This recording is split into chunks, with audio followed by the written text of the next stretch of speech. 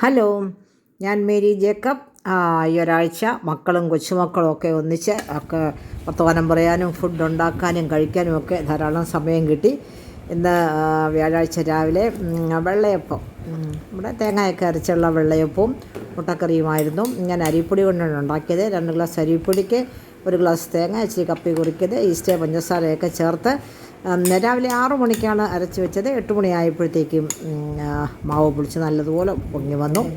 അതുകൊണ്ട് വെള്ളയപ്പം ഉണ്ടാക്കി. പാലപ്പം ഉണ്ടാക്കാൻ ഒത്തിരി സമയം എടുക്കും. അതുകൊണ്ട് എല്ലാം കൂടെ തീരുമാനിച്ചു കുട്ടി അപ്പമായിട്ട് ഫ്രൈ പാനിൽ കോരി ഒഴിച്ച് കഴിഞ്ഞാൽ പെട്ടെന്നൊക്കെ തീരുമല്ലോ എന്നുള്ള ചിന്ത. എല്ലാവരും ഇല്ലേ, നമ്മൾ 6-7-8 പേരൊക്കെ ഉണ്ട്. ഇപ്പോൾ എല്ലാവർക്കും കൂടെ കഴിക്കാനൊക്കെ ഉണ്ടാക്കി.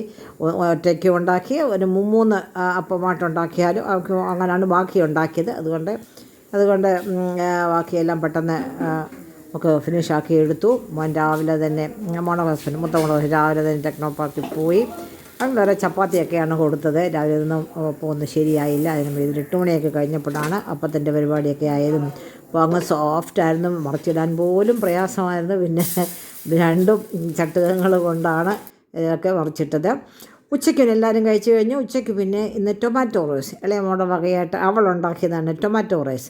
അത് ഇഞ്ചി, വെളുത്തുള്ളി, പച്ചമുളക്, പെരിഞ്ജീരകം അത് ചതച്ച് നല്ല ഉണ്ടല്ലോ, അതൊന്ന് ചതച്ച് പിന്നെ ബാക്കി സവാളയും തക്കാളിയും എല്ലാം കൂടെ ചേർന്ന് ഇച്ചിരി ചിക്കൻ മസാലയും ഗരം മസാല എല്ലാം കൂടെ ചേർത്ത് ഉണ്ടാക്കിയതാണ്.